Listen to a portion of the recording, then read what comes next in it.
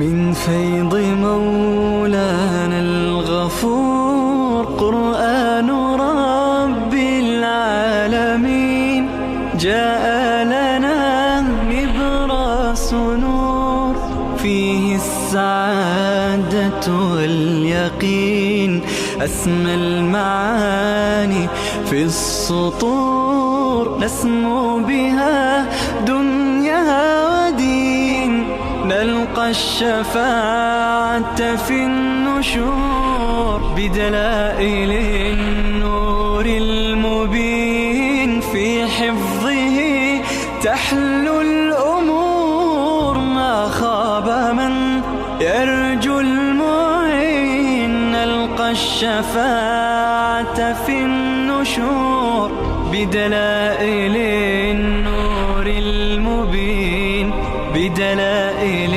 النور المبين.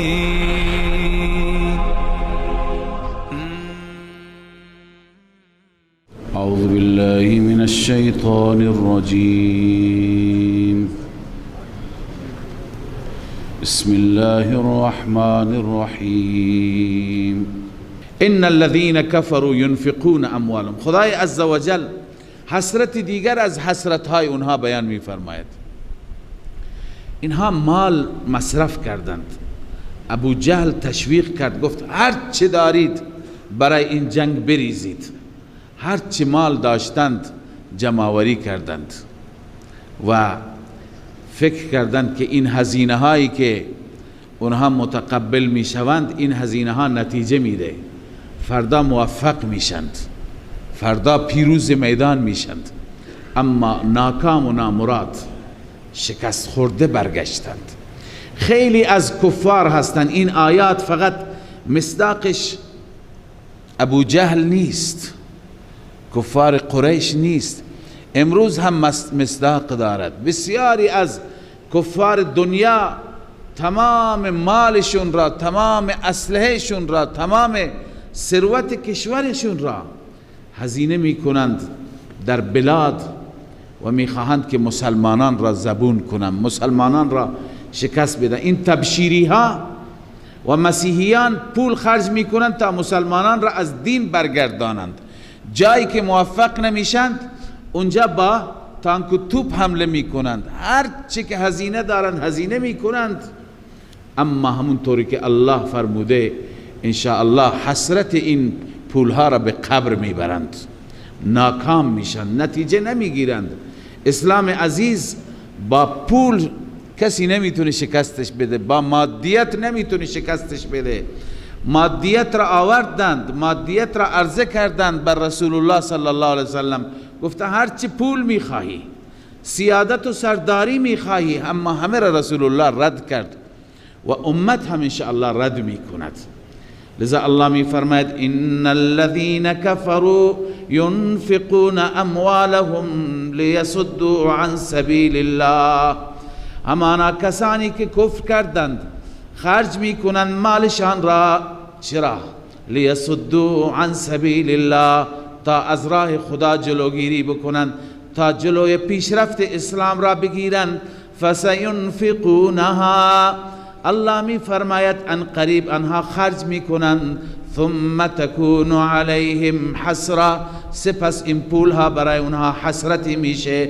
ثم یغلبون، سپس اینها مغلوب میشن، شکست میخورند، دست خالی از میدان برمیگردند. و اینجا در دنیا شکست میخورند، در آخرت چی؟ والذین كفروا الى جهنم یحشرون. آنانی که کفر کردن به خدا و آنانی که خواستن جلوی راه خدا را و دین خدا را بگیرند، الى جهنم یحشرون، به سوی جهنم همه جمع میشوند، حشر میشوند، اونجا برده میشوند. لیمیز الله الخبیث من الطیب، این متعلق یحشرون است. چرا اونجا به سوی جهنم برده میشوند؟ یا اینکه چرا شکست میخوره؟ حکمت مغلوبیت تا که الله عزوجل متمایز و جدا بگرداند خبیث را از طیب، ناپاک را از پاک، مشرک را از موحد. همه اینها تفسیر هستند. الله عزوجل اینا را از هم دیگه جدا میگرداند. و یجعل الخبیث بعضه على بعض، الله خبیث را، ناپاک را، شرک را، مشرک را بعضی را بر بعضی قرار میداد. فیرکمه جمیعا، همه را انباشته میکند، همه را سر هم قرار میدهد. فیجعله فی جهنم، همه را قرار میدهد در جهنم. ببین اگر در دنیا باشد، منظور اینه که خدای تعالی تمام اهل شرک را، اهل باطل را سر هم قرار میده و با شکست مواجه میکند. جهنم دنیایشون شکست و ناکام بودن است. و اگر متعلق به آخرت باشد، خب به معنای حقیقی هست، همه را جمع میکند الله و همه را در قعر جهنم قرار میدهد. اولئک هم الخاسرون، اینها زیانکاران هستند، واقعا اینها ضرر کردن. خسرت دنیا و الاخره مصداق اصلیش همینه، تمام سرمایهش را خرج کرد که در دنیا نتیجه بگیرد، در دنیا نتیجه نگرفت، خسرت دنیا شد، ناکام شد، شکست خورد و در آخرت هم به جهنم می رود، پس خسر الاخره شد. اولئک هم الخاسرون، خاسر و زیانکار به معنای کامل اکمل اینها هستند. قل للذین کفروا ان ینتهوا یغفر لهم ما قد سلف، بعد از اینکه شکست خوردند در بدر و بعد از اینکه ناکام برگشتند، الله تعالی باز اونها را مورد خطاب قرار میده. الان دیگه ابو جهل و عتبه و شیبه امیه همه کشته شدند، مونده ابو سفیان. الان این خطاب به ابو سفیان و امثال ابو سفیان هست. الله به پیغمبرش میگه قل للذین کفروا، ای پیغمبر به کسانی که کفر کردن بگو این ینتهوا، اگر باز بیایند الان توبه بکنند، یغفر لهم ما قد سلف، آنچه که در گذشته انجام دادن برایشون بخشیده میشه، خدا اونها را میبخشد.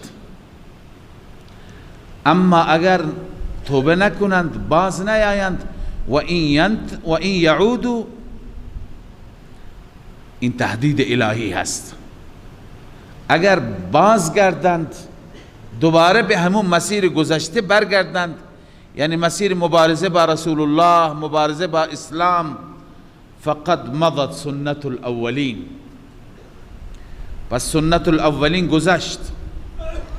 یعنی چی؟ یعنی سنت الله فی الاولین، الله تعالی سنتی در پیشینیان دارد. اون سنتش چیه؟ من نصر المؤمنین علیهم و خذلانهم و تدمیرهم. روح المانی، سنت الله در اولین این است که مؤمنین را یاری می کند، کفار را خار و زبون و نابود می کند. خذلانهم و تدمیرهم. چنانچه با خود اینها در بدر اتفاق افتاد، پس او را در نظر بگیرند و در آینده مخالفت کنند. و باز به مسلمانان میگه شما کوتاهی نکنید در امر جهاد، و قاتلوهم حتی لا تکون فتنه، با آنان بجنگید حتی که فتنه نماند، یعنی شرکی نماند. شرک هم فتنه هست، جنگ افروزی و هر روز فتنه ایجاد کردن هم فتنه هست. و یکون الدین کله لله، دین همه برای الله باشد، یا غلبه برای الله باشد، برای دین الله باشد. فإن انتهوا فإن الله بما يعملون بصیر، اگر اونها باز آمدند، توبه کردند، خب خداوند به آنچه که عمل میکند بیناست، یعنی یجازیهم باعمالهم، خدا حسب اعمال به اونها جزا میده. اما اگر باز نیامدند و این تولوا، پشت دادند، باز هم خواستن با شما بجنگند، باز هم در مقابل شما، پس شما مؤمنین توکلتون بر خدا باشد. فاعلموا ان الله مولاکم، شما باور کنید، یقین کنید، بدانید که ان الله مولاکم، الله مولای شماست، الله حامی شماست. مولا به معنی ولی، اینجا به معنی حامی. ما لکم من دون الله من ولی ولا نصیر، حامی و یاور. پس شما مؤمنان باور کنید که ان الله مولاکم، الله حامی شماست، الله ولی شماست. نعم المولا و نعم النصیر. بهترین حامی هست و بهترین یاور و مددگار است. بهترین حامی هست. از خدا حامی بهتری میخواهید؟ نیست. لذا شما توکلتون بر اعتماد و اعتمادتون بر الله و در مقابل دشمن بایستید.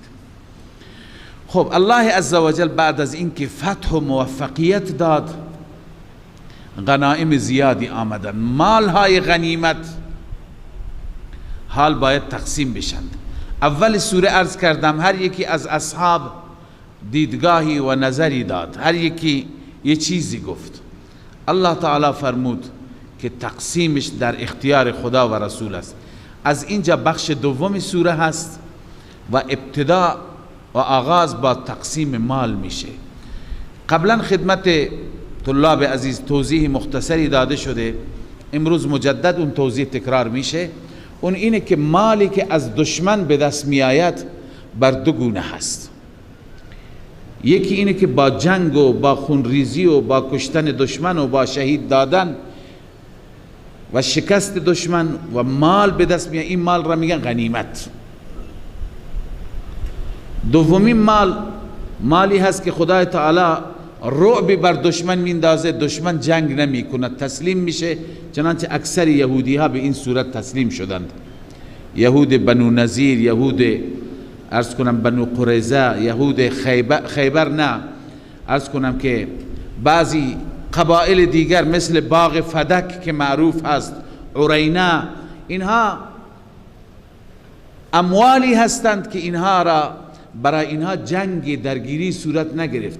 خدای عزوجل در دل دشمن رعب انداخت، دشمن مرعوب شد، تسلیم شد.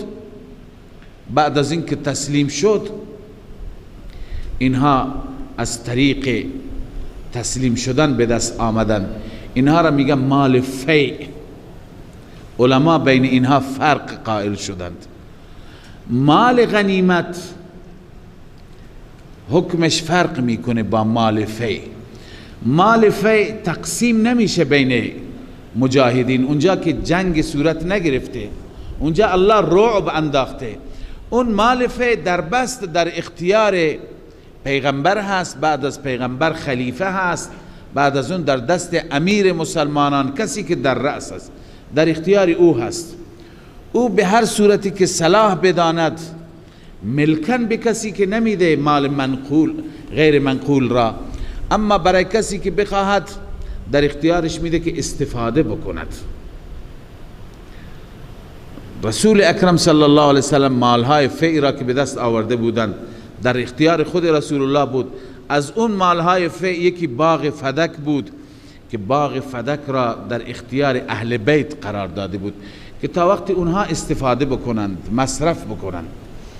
بعد از رسول الله صلی الله علیه و سلم وقتی که خلافت به ابوبکر صدیق رسید، خب تمام اموال هم منتقل میشه در اختیار ابوبکر. بعضی از اهل بیت مثل فاطمه الزهرا رضی الله تعالی عنها بر این گمان بود، بر این پندار بود که این دیگه مال ارث ما هست، مال خود ما هست. از حضرت ابوبکر تقاضایی کرد. حضرت ابوبکر گفت که این مال، اولا پیغمبران هیچ مال ندارند. حدیثی خواند برای فاطمه در همون پیغامی که رد و بدل می شد: نحن معاشر الانبیاء لا نرث ولا نورث و ما ترکناه صدقه. پیغمبر عزیز خدا فرموده ما جماعت انبیاء نه از کسی ارث میبریم نه ارث به جا میگذاریم، هر چی که میگذاریم صدقه هست. این حکم مخصوص و ویژه انبیاء است، چون که اگر پیغمبر مال به جا بگذارد، تمام اموال به دست پیغمبر و در اختیار پیغمبر است. اگر به وارثانش برسد، اون وقت کفار چی خواهند گفت؟ که این برای مال اندوختن آمده بود. به این خاطر نه پیغمبر از کسی ارث میبرد نه ارث به جا میگذارد. تعدادی حجره رسول الله داشت، اونا را در حیات به ازواج و امهات المؤمنین بخشید. پس ام المؤمنین حضرت فاطمه الزهرا را تفهیم کردند که پیغمبر چیزی به ارث نگذاشته. و تفهیم کردن که باغ فدک مال فی هست، در اختیار خلیفت المسلمین است. فاطمه بعد از اون قانع شد، ساکت شد، برگشت. الان بعضی میگویند که اینکه در حدیث بخاری آمده فاطمه بعد از اون کلام نکرد، سخن نگفت، معنیش اینه که قانع شد دیگه، بیشتر پیگیری نکرد. بعضی این را حمل میکنند که کلام نکرد یعنی قهر کرد، دیگه با ابوبکر صحبت نکرد، در حالی که حضرت فاطمه الزهرا دختر رسول الله صلی الله علیه وسلم در پرده بود، از قبلم صحبت نمی کرد. پس این تکلمت به معنی قهر، فما تکلمت به معنی قهر کردن نیست، به معنی اینه که در اون موضوع دیگه صحبت نکرد، تمام شد.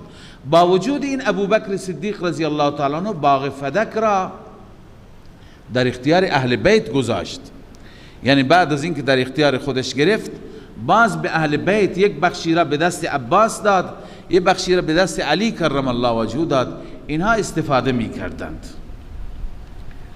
این موضوعی نیست که این موضوع را کسی بیاد بزرگ بکنه و از این موضوع عنوان بکنه که بین اصحاب و اهل بیت العیاذ بالله کدورت بوده، عداوت بوده، مشکل بوده. نه خیر، بسیار محبت، بسیار احترام و همدیگر را همونطور که قرآن گفته، قرآن اوصاف اونها را بیان کرده، رحماء بینهم، با همدیگر مهربان، با همدیگر دوست، از ته قلب احترام همدیگر را داشتند. این مال فی هست. اما مال غنیمت که مسلمانان با جنگ به دست آوردند، این مال غنیمت 4/5 بین مجاهدین تقسیم میشه، کسانی که جنگیدند. 1/5 که خمس هست، خمس را الله عزوجل فرموده مال خدا، مال رسول خدا، مال قشر ضعیف، ذوی القربا و یتیم و مسکین. آیه را ملاحظه بفرمایید. وَاعْلَمُوا أَنَّمَا غَنِمْتُم مِّن شَيْءٍ، بدانید آنچه که شما غنیمت میبرید از هر چیز، فَأَنَّ لِلَّهِ خُمُسَهُ، همانا برای الله است 1/5 آن، 1/5 آن، وللرسول، برای رسول، ولذی القربا، برای خویشاوندان. بعضی میگن خویشاوندان رسول فقط اختصاص دارد، ذی القربا خویشاوندان رسول، یتاما و مسکین مساکین. بعضی میگن باز همون یتیم و مسکینی که با خانواده رسول تعلق دارد، اما جمهور مفسرین میگن نه، عموم یتیم ها و عموم مسکین ها. والیتاما والمساکین، به یتیم ها و مسکین ها بدید، و ابن السبیل، به مسافران بدید. یعنی این مال به همه میرسه. ببینید مورد خمس که در قرآن آمده این است، خمسی که دریافت میشه 1/5 در 2 جا داریم در شریعت مقدسه. یکی مالی که از طریق غنیمت به دست میاد، خمسش در اختیار الله و رسول، و یکی مال خزانه و رکاز و معدنی که به هر حال خمس بر او باشد. اون چیزی که خزانه طلا باشد، خزانه ارزشمندی باشد که کسی او را ببیند و استخراجش بکند، خمس او مال خدا و رسول و مساکین و فقرا، یعنی در اختیار امیر مسلمانان بیت المال. 4/5 دیگه مال کسی که او را یافته. پس خمس در این 2 مورد هست. بله، بغیر از این بقیه زکات است. 1/5 نیست، 1/40 هست. اونی که از افراد دریافت میشه، از مسلمانان دریافت میشه، در قرآن و سنت دیگه وجود ندارد. اما این خمس را فرموده لله، برای خدا. بعضی مفسرین گفتند لفظ جلاله الله تبرکن آورده شده، نام الله.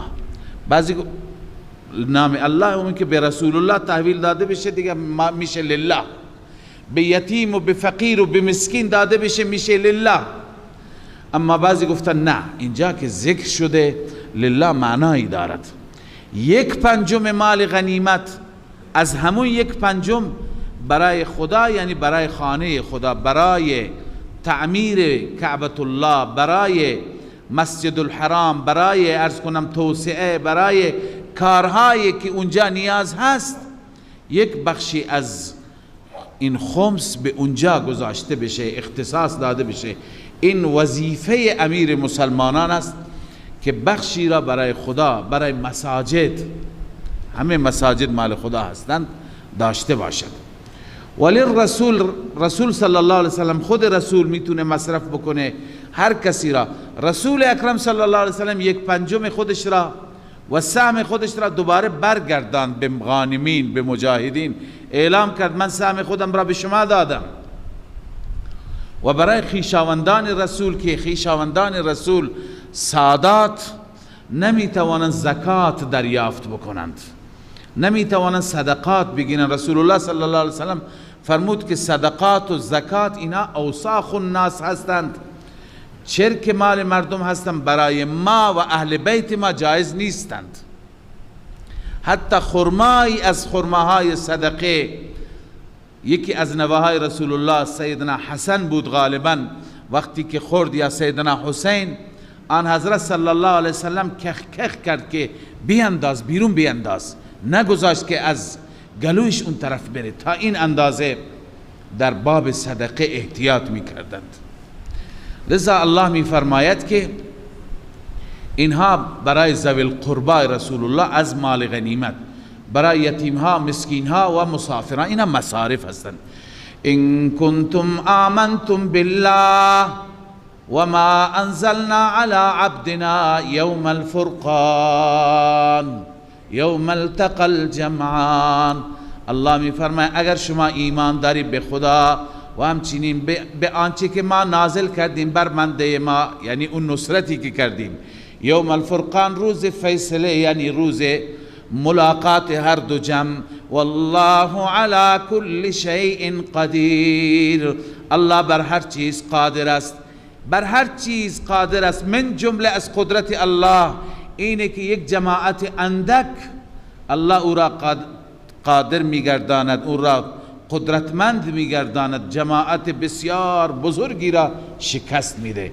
ینصر الاقل و یهزم الاکثر، این از قدرت الله است که اقل را یاری میکند و اکثر را شکست میده. از اینجا الله عزوجل به بعضی تفصیلات اون معرکه میپردازد، تفصیلات اون جنگ میپردازد. در اون جنگ وقتی که آمدن قرار گرفتن در میدان، چون که اشاره به یوم التقى الجمعان بود، روزی که دو جمع، دو لشکر با هم روبرو شدند. مشرکین آمدند چاه بدر را تصرف کردند، جاهای استراتژیک را و جاهای خوب را اونها تصرف کردند. صحابه که دیرتر آمدند در جانبی بودند که به مدینه نزدیک بود و کناره نزدیک مدینه، اونها کناره دور از مدینه قرار گرفتن و جای مناسبی نبود. خواندیم که بعدا باران آمد و معادلات به هم خورد. اذ انتم بالعدوة الدنیا، زمانی که شما بودید به اون کناره نزدیک مدینه، و هم بالعدوة القصوى، و آنان به کناره دور بودند، و الرکب اسفل منکم، و کاروان و قافله پایین بود، پایین از شما، به طرف ساحل، از راه ساحل میرفت به طرف مکه. الله عزوجل بدون اطلاع قبلی این دو لشکر را در مقابل هم قرار داد، یعنی در مقابل عمل انجام شده قرار گرفتن مسلمانان. خدا میفرماید اگر از قبل وعده تعیین میشد شما نمیتونستید بیایید، چون شما امکانات نداشتید. ولو تواعدتم لاختلفتم فی المیعاد، اگر با هم وعده می گذاشتید، لاختلفتم فی المیعاد، در موعد، در میعاد چی می کردید؟ یعنی خلف وعده می کردید، نمی آمدید، نمی تونستید بیا، امکانات هیچی نبود. ولكن لیقضی الله امرا کان مفعولا، اما الله این تدبیر را فرمود تا که فیصله کند. امری را که کان مفعولا شدنی بود، ای فی علم الله، کاری که در علم خدا شدنی بود، خدا میخواست او بشه، لذا الله عزوجل شما را در مقابل هم قرار داد. چرا؟ علت لیهلک من هلک عن بینه و یحیی من حی عن بینه، تاکه هلاک بشه هر کسی که هلاک میشه با بینه، یعنی بعد از بینه، با دلیل، و زنده میماند یا موفق میشه کسی که زنده میماند هم بعد از دلیل. به چه معنا هست؟ ببینید اگر مسلمانان میتونستن، که نمیتونستند، هم میتونستن یک لشکری در همون حد آماده کنند، چون جمعیت نداشتن، همه مسلمان اینا بودن، چند تایی عقب مونده بود. و اگر مسلمانان میتونستن همون امکانات جنگی را آماده میکردن که نمیتونستن، بالفرض اگر میتونستن و می جنگیدن، اون وقت هر که میگفت که خب جمعیتشون برابر بود، اسلحهشون برابر بود، قدرتشون برابر بود، طبیعیه دیگه حتما یکی پیروز میشه، اینا پیروز شدن. اما الله عزوجل این کار را نکرد. الله تعالی در مقابل عمل انجام شده بدون آمادگی، با جمعیت بسیار اندک، بدون اسلحه در مقابل قرار داد، که اینجا الان وقتی که فتح و موفقیت نصیب شد، هر کس میداند اونایی که هلاک شدند به خاطر دلیل داره، اینایی که موفق شدند یا زنده ماندن دلیل داره.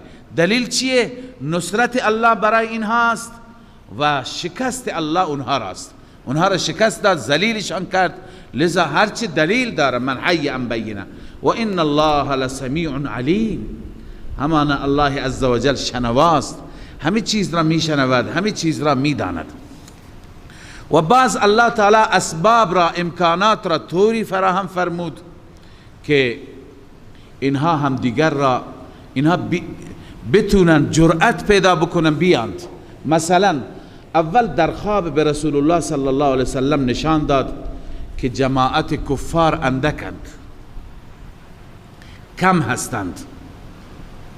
رسول اکرم صلی الله علیه وسلم از خواب که بلند شد برای صحابه تعریف کرد که من خواب دیدم اونا جمعیتشون اینطور که تعریف میکنند جمعیت زیادی ندارند. صحابه خوشحال شدند، تقویت شدند. خب ببین الله تعالی زمینه را فراهم میکنه تا این دو لشکر در مقابل هم قرار بگیرند و اونجا که قرار گرفتند هم نترسند. وقتی که در مقابل هم صف بستند، نگاه کردند صحابه، در چشم صحابه هم لشکر دشمن اندک بود، لشکر دشمن جمعیتی نداشتند. عبدالله ابن مسعود میگه من با یک صحابی بحث میکردیم، من به او گفتم به نظر شما اینا 70 نفر میشند؟ نگاه کرد گفت نه فکر کنم تا 100 نفر میرسن جمعیتشون، یعنی بین 70 تا 100 از نظر نگاه و چشمان اونها. اون طرف هم وقتی که به مسلمانان نگاه کرد، خدای عزوجل مسلمانان را جمعیتی اندکی نشان داد.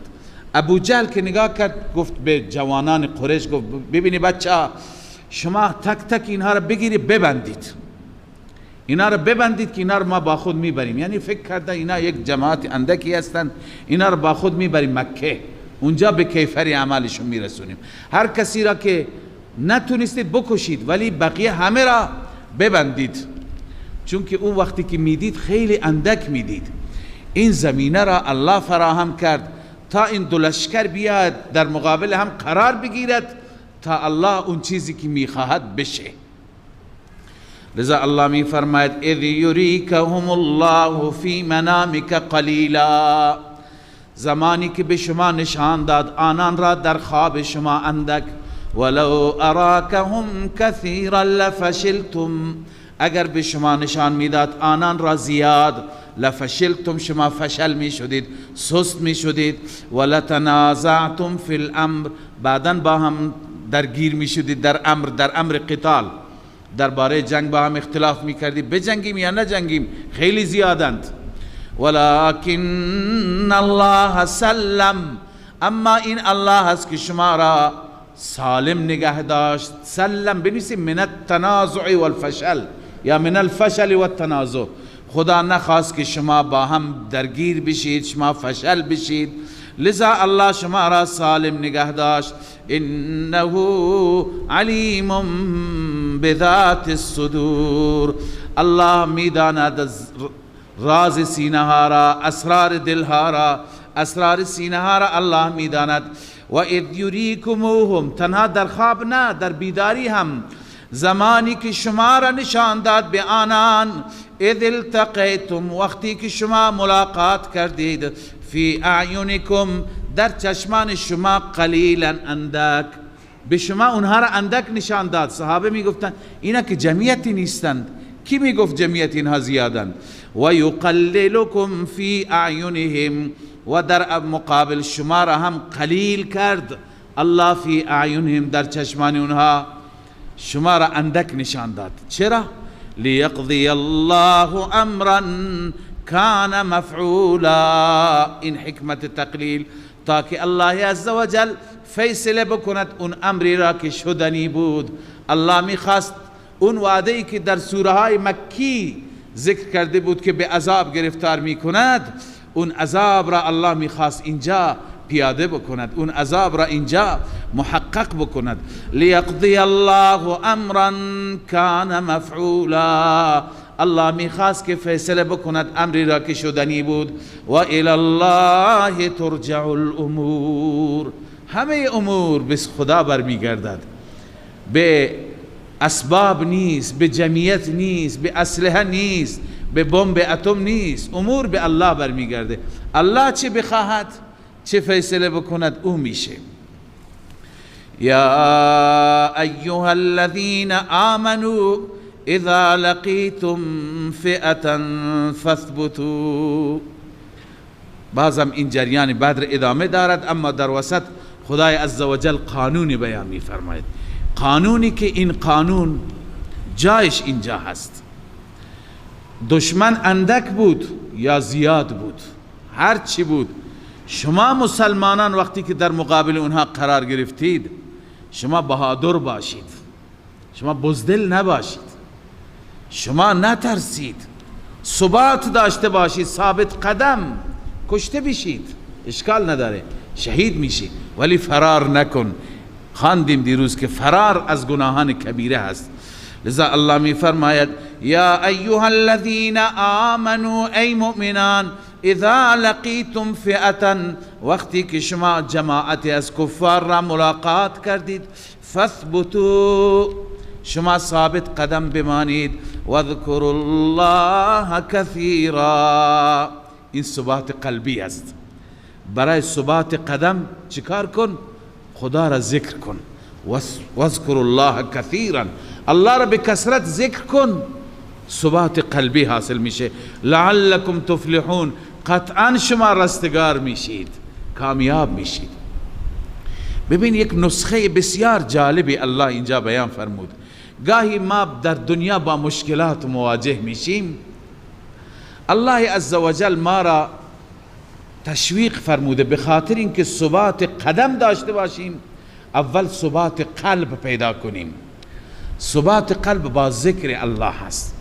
گاهی مشکلی برای شما پیش میاد، گاهی با دشمنی، با ظالمی، با ستمگری روبرو میشید، نترسید، الله را یاد کنی. حسبنا الله و نعم الوکیل.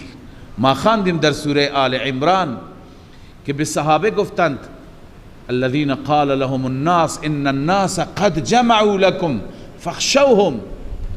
ابو سفیان لشکر بسیار بزرگی آمده کرده، 5000 نفر میخواد به شما حمله بکنه، نمیترسید؟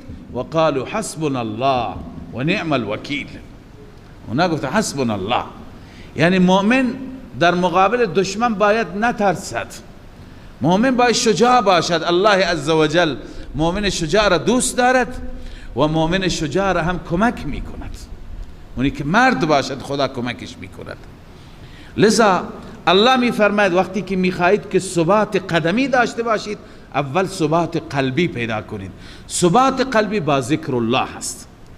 وقتی که بناحق میخوان محاکمت بکنند، برو به دادگاه، حسبنا الله بخوان، اونجا الله عزوجل کمکت میکند.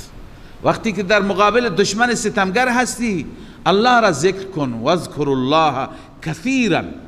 هر جا که در قرآن ذکر آمده، شما ببینید این صفت کثیرا با ذکر هست، این معنادار است. الله عزوجل به ذکر اندک راضی نمیشه، ذکر زیاد لا محدود. یا ایها الذین آمنوا اذکروا الله ذکرا کثیرا وسبحوه بکرة و اصیلا. صبح و شام به کثرت خدا را ذکر کن. اونجا که خداوند مسلمین و مسلمات را تعریف کرده والذاکرین الله کثیرا والذاکرات، برای نماز کثیر نگفت، برای روزه کثیر نگفت، برای بقیه اعمال کثیر نگفت، اما ذکر کثیر الله میخواهد، چون ذکر کاری ندارد، مشکل ندارد، فقط انسان یک بار عادت کند. لذا الله میفرماید در مقابل دشمن خدا را به کثرت یاد کن.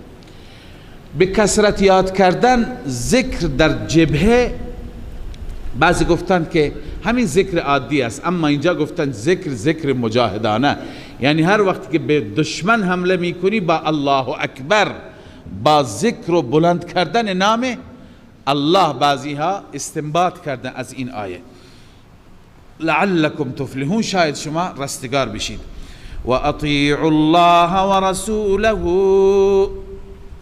این برای ثبات قدم چند چیز ذکر فرمود. اول ذکر، دوم اطاعت خدا و رسول. قبلا ما این را خواندیم، این مورد تکراری هست برای تأکید است. و اطیعوا الله و رسوله، در تمام امور جنگ، در تمام جبهه الله را اطاعت کنید و رسول را.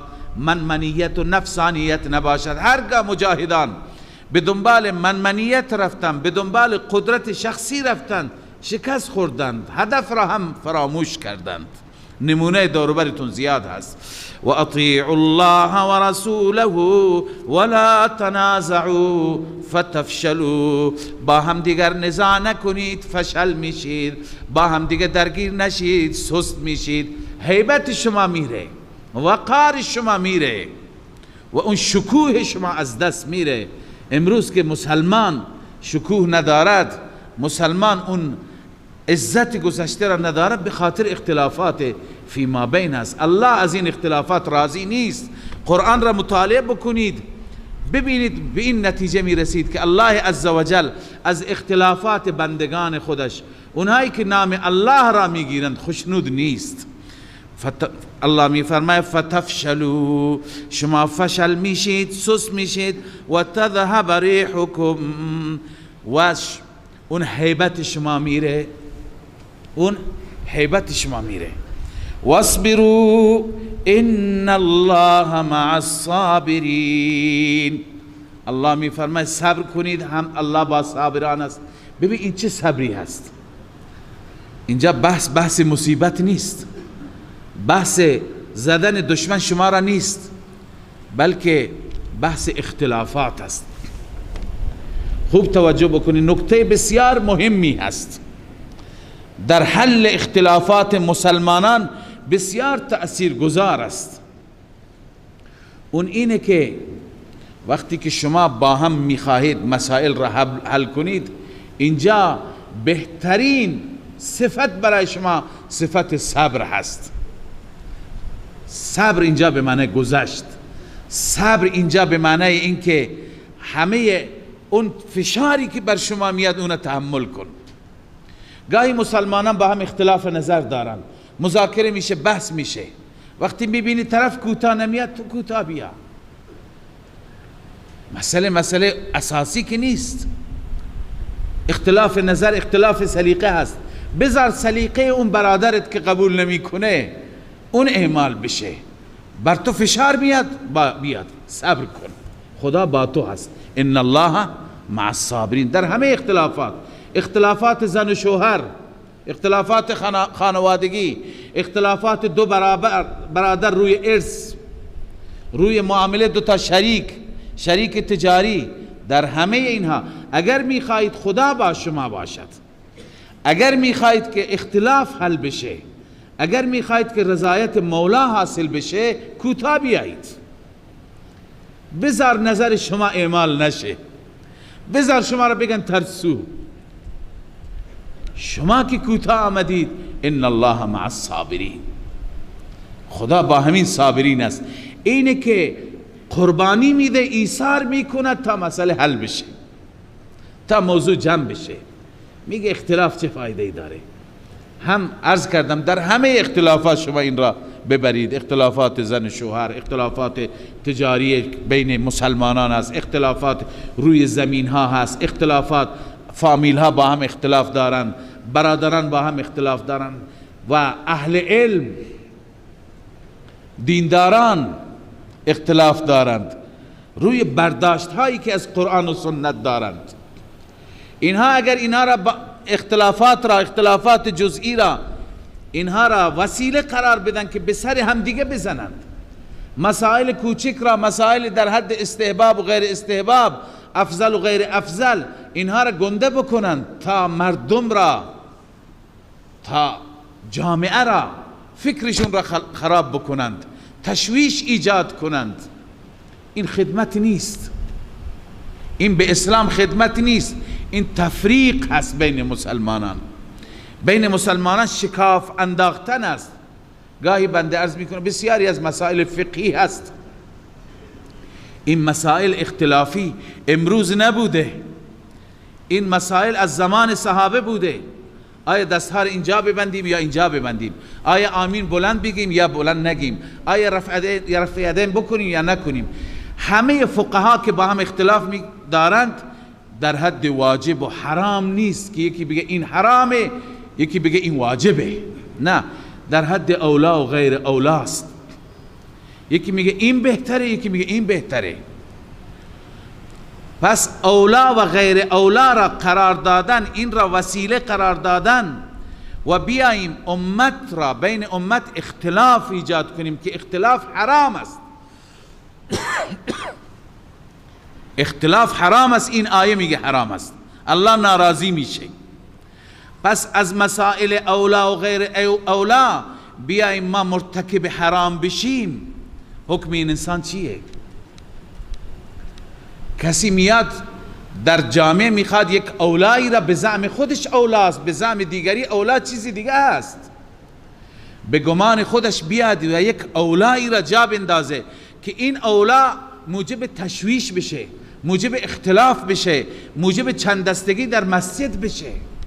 حالا هر کسی عملی میکند عمل بکند، ولی هی به مردم را در مردم شک و تردید ایجاد کردن. هر کسی دلیل داره، ای نماز شما چنین هست چنان هست و اینها را کش دادن و اختلاف ایجاد کردن. این آیه چی میگه؟ باید انسان اگر خلاف سلیقهش اعمال میشه تحمل بکند. ان الله مع الصابرین، خدا با این صابران است. حضرت شاه ولی الله رحمه الله ضمن اینکه عالم بسیار بزرگی هست، مصلح هم بسیار بزرگی و عالم حکیمی هست، ایشون میفرمایند من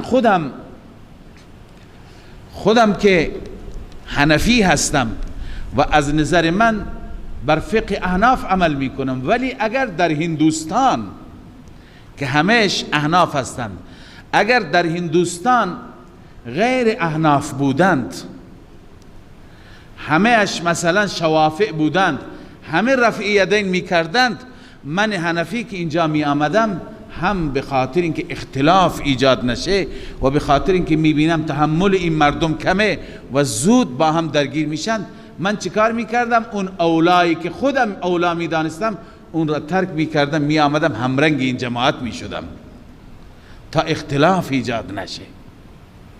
لذا بزرگان اینگونه گفتند که ما وقتی که یه چیزی از نظر ما اولاست، مبادا ما بیاییم اختلاف ایجاد بکنیم، جامعه را دچار تشویش و سردرگمی بکنیم. لذا الله می فرماید که ولا تنازعوا فتفشلوا، شما با هم دیگه نزاع نکنید، فشل میشید، سست میشید، و تذهب ریحکم، و رعب شما میره. چندین جا ملاها با هم اختلاف کردن، دستور رسیده نماز جمعه تعطیل، به خاطر اینکه اون بگه من ملا، من امام، اون میگه من امام میشم. خلقی از نماز جمعه محروم ماندن در شهرهایی، حتی شهرهای بزرگ خارج از این استان. چقدر مگر اهمیت دارد که به خاطر اختلاف به خاطر منمنیت تمام مسلمانان از خیر محروم بشند، از فریضه الهی محروم بشند، بهانه درست بشه که اینجا آقا اختلاف هست. لذا اینایی که اختلاف ایجاد میکنن، چه دانسته چه ندانسته، اینها در واقع دارن تیشه به ریشه میزنند، اینها دارن که بنیان را ضعیف میکنند. بله ان الله مع الصابرین. پس دور رفتم. ان الله مع الصابرین معنیش اینه که خدای عزوجل با اون صابرین هست که در وقت اختلافات کوتاه می آیند، صبر میکنند، تحمل میکنند، خلاف سلیقه خودشون را برداشت میکنند. و دیگه این که خداوند از ادب دیگر جنگ میفرماید در جنگ مغرور و متکبر نباشید، مثل مشرکین که با چه غروری آمدند. ولا تكونوا كالذين خرجوا من دیارهم بطرا. الله می فرماید نباشید مثل آنانی که خرجوا من دیارهم، از دیارشان، از شهرهایشان با بطر و با تکبر و با غرور آمدند، و رعاء الناس، و با نشان دادن مردم، و یصدون عن سبیل الله، و باز داشتن از راه الله مردم را. والله بما یعملون محیط. الله به آنچه که اونها عمل میکند احاطه کننده است. فیجازیهم علیه، بر اعمالشان اونها را الله پاداش میده، جزا میده، به کیفرشان میرسانه. یصدون عن سبیل الله قبلا خواندیم، طلاب میدونه هم لازمی میتونه باشه هم متعدی. یصدون عن سبیل الله لازمی اینه که یعنی خودشون باز میآیند از راه خدا، متعدی اینه که دیگران را باز میدارن. به هر دو معنی صحیح است. خب این درباره گفتم ابو جهل است. ابو جهل وقتی که به منطقه رسید و از اونجا ابو سفیان بهش گفت که برگرد دیگه ما نجات پیدا کردیم، ابو جهل اونجا غرید. این شیر اون روز غرش داشت، غرشش بسیار خطرناک. گفت امکان نداره من برگردم، من باید برم اینها را یک سر بکنم، کارشون را باید اینها تمام نابود بشند. اینها جرأت کردن آمدن جلوی کاروان ما و قافله ما را بگیرند، لذا با یک غروری، با یک تکبری از اونجا حرکت کرد. می آمدند و این جوانان قریش را هی تشویق میکرد. زنهای ترانه‌خوان و آوازخوانی آورده بود که این زنها فقط شعرهای حماسی میخواندند، بلا تشبیه میرقصیدند و شعر میخواندند. این جوانها تحریک میشدند. لذا با چه غروری، با چه تکبری آمدند.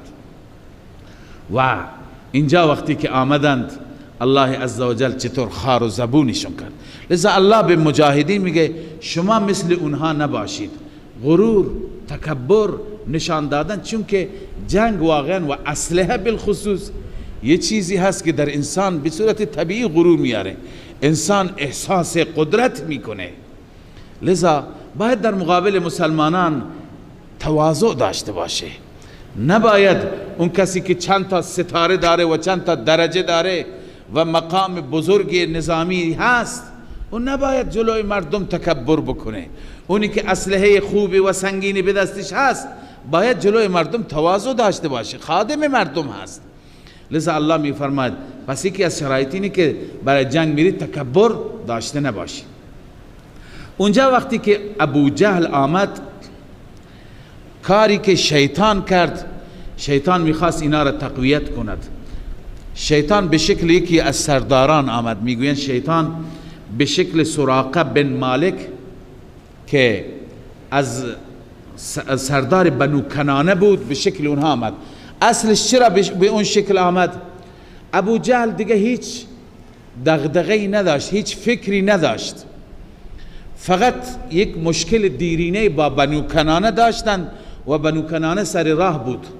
می ترسیدند که ما اگر بریم با مسلمانان بجنگیم اینها از پشت حمله نکنند، انتقام قدیمی را از ما نگیرند و اون عداوت دیرینه را پیاده نکنند. فقط این دغدغه را داشت.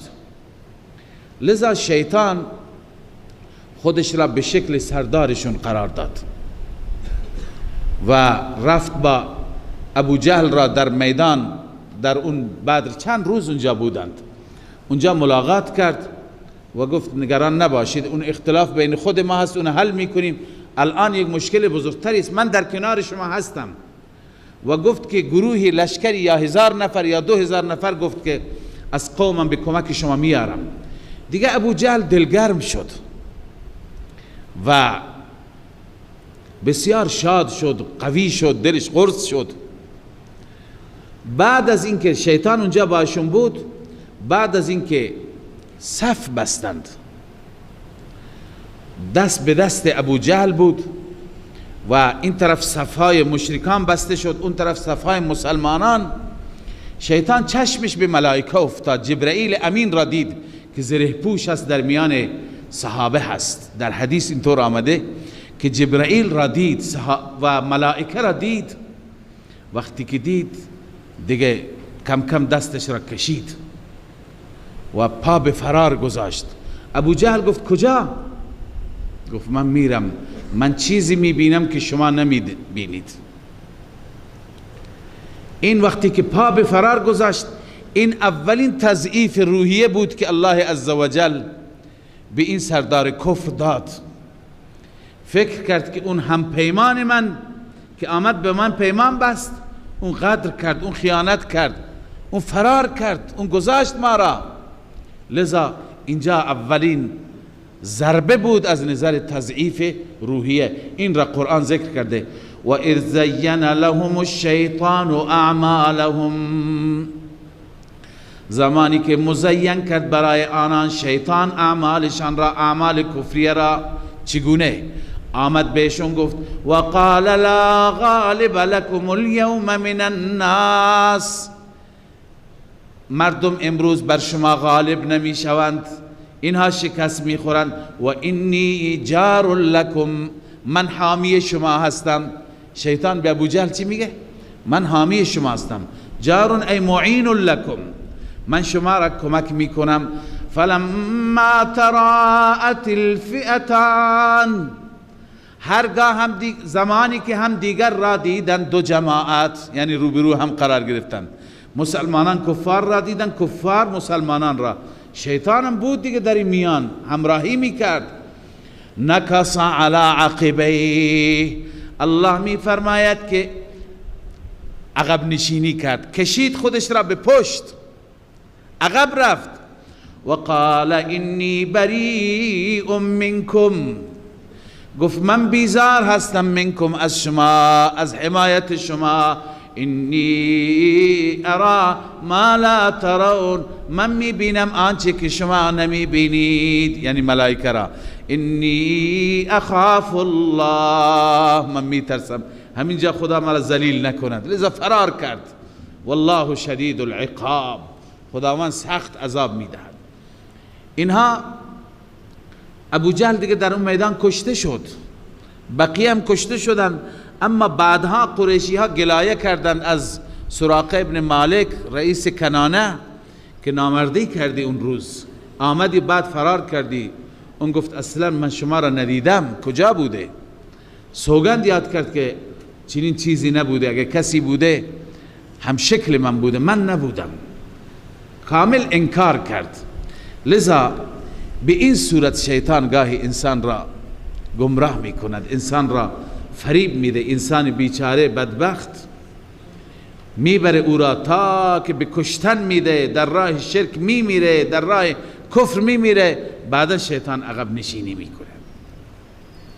اذ یقول المنافقون، در اینجا الله عزوجل سخن منافقان را میارز. منافقان در جنگ بدر، این نکته را خدمت شما عرض کنم که در جنگ بدر 313 نفر بودن، یک منافق همراه نبود.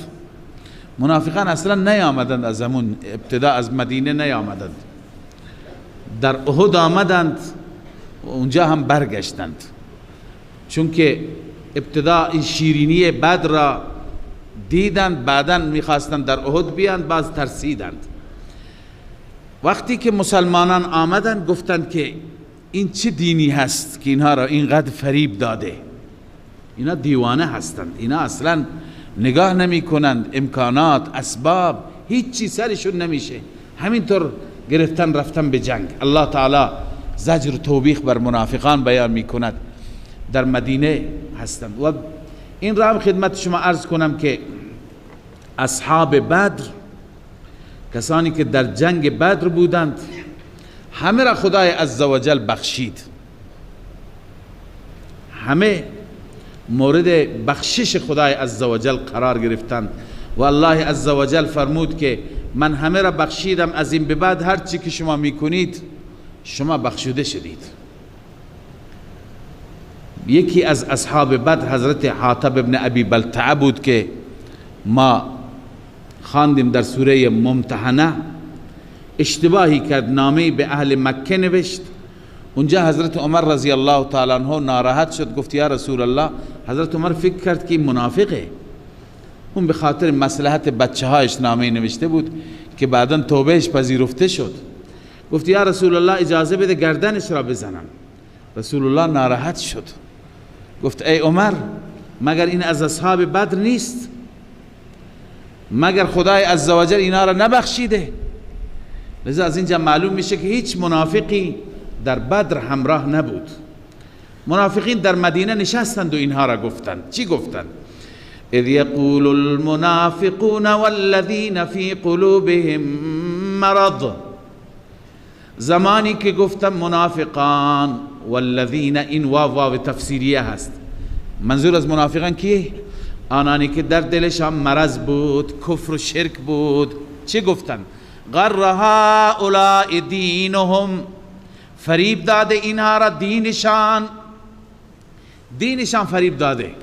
یعنی اغتروا بدینهم، خرجوا وهم 319 الى زهاء 1000. اینها دیوانند، دینشون فریب داده، رفتند 300 و اندی هستند در مقابل حدود 1000 نفر. چطور اینها میخوان بجنگند؟ یک جنگ نابرابری هست، جنگ ناعادلانه‌ای هست. الله جواب میده و من یتوکل علی الله فان الله عزیز حکیم. هر کسی بر خدا توکل بکند، هر کسی بر خدا توکل بکند، خدا او را کافی هست. فهو حسبه، جزا مقدر است. چرا؟ فان الله عزیز حکیم. این علت جزاست، چون که الله عزیز است، غالب است و کارهای الهی مملو از حکمت است. در این حکمت است که خدا میفرماید کم من فئة قلیلة غلبت فئة کثیرة باذن الله. چه بسا گروههای اندک بر گروههای بزرگ و جماعتهای بزرگ به اذن الله موفق شدند و پیروز شدند. خدای عزوجل در این صحنه ها قدرت خودش را نشان میده. الله میفرماید که ولو ترى اذ يتوفى الذين كفروا الملائكة يضربون وجوههم وادبارهم. این تخویف اخروی هست. این کفاری که این گونه میگویند، اینها وقتی که ملائکه روحشان را میگیره چه حالتی دارند. ولو ترى، ای پیغمبر اگر تو ببینی، اذ یتوفى الذین کفروا، زمانی که وفات میدهند، یعنی روح را میگیرند، روح را قبض میکنند. الذین کفروا، روح کفار را کی قبض میکند؟ الملائکه، این فاعل یتوفی است. ملائکه روحشان را میگیرند. قبلا عرض کردم، از اینجا معلوم میشه که ملک الموت یک نفر نیست، خیلی زیاده ملائکه. یک ملک الموت اسرائیل تنها نیست. اسرائیل فرمانده کل هست، در رأس هست، امیر جماعت هست، بقیه همه از او فرمان میبرند. یضربون وجوههم و ادبارهم، وقتی که روح کفار را قبض بکنن با خشونت میزنن چهره هایشان را و پشتشان را و میگویند روحتون را بیرون کنید. اخرجوا انفسکم، قبلا خواندیم، روحت را خارج کن.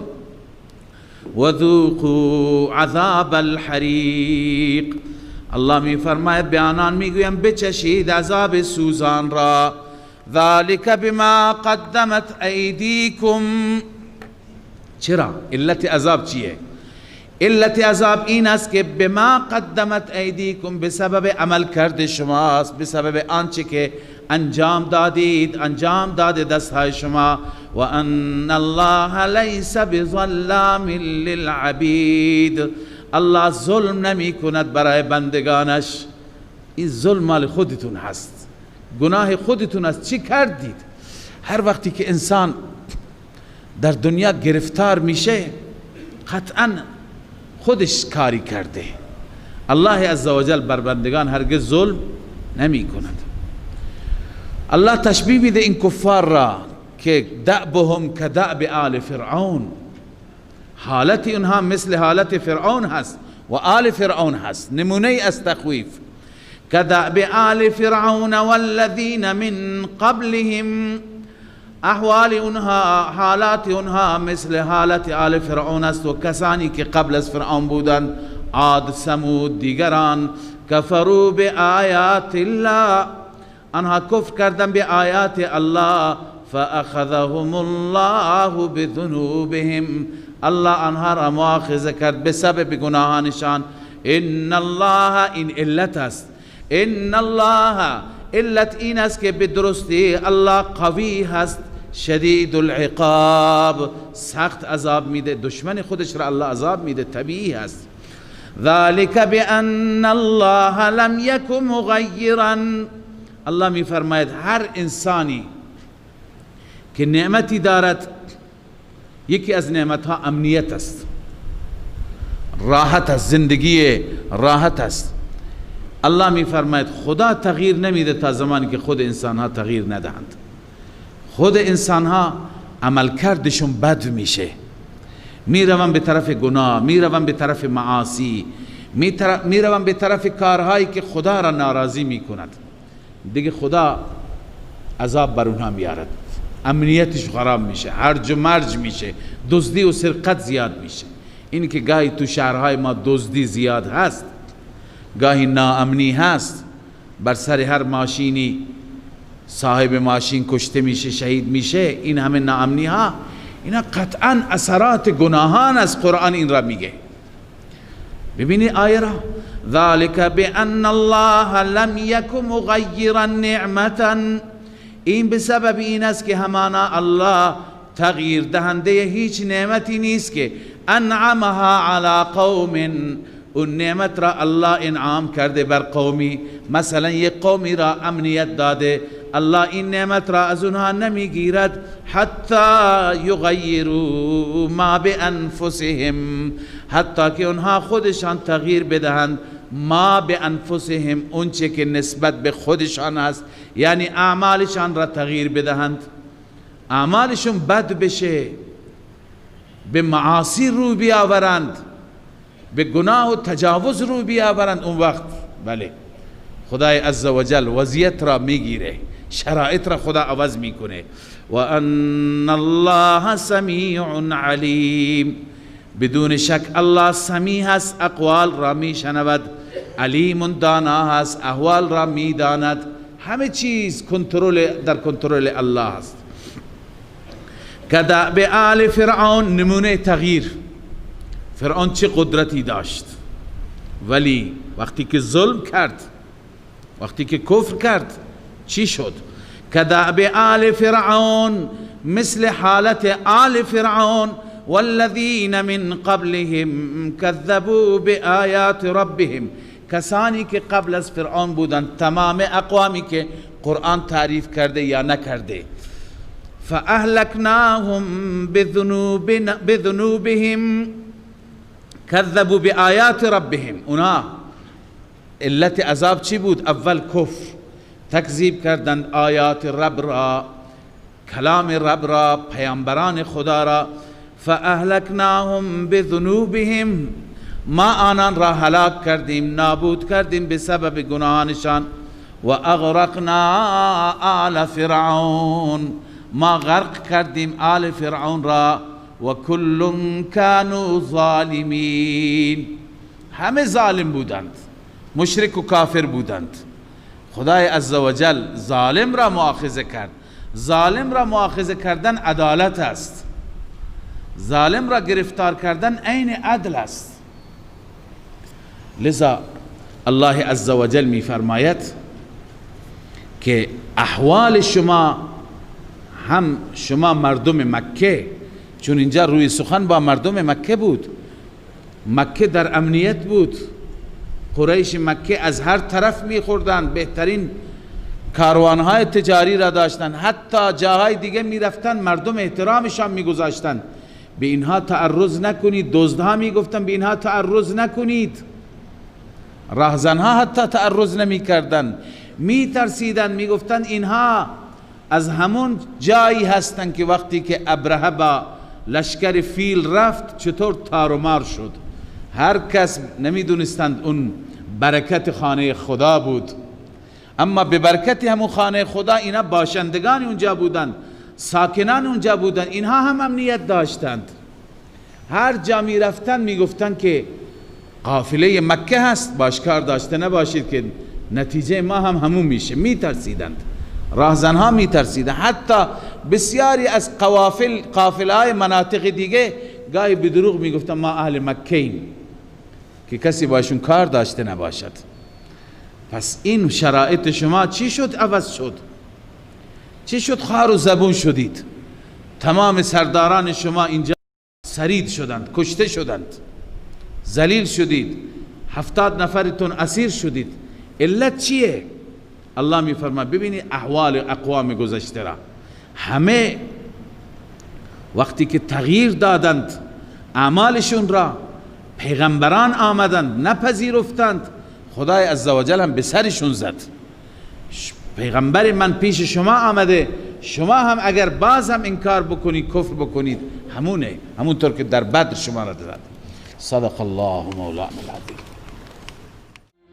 من فيض مولانا الغفور قرآن رب العالمين جاء لنا نبراس نور فيه السعادة واليقين أسمى المعاني في السطور نسمو بها دنيا ودين نلقى الشفاعة في النشور بدلائل النور المبين في حفظه تحلو الأمور ما خاب من يرجو المعين نلقى الشفاعة في النشور بدلائل النور المبين بدلائل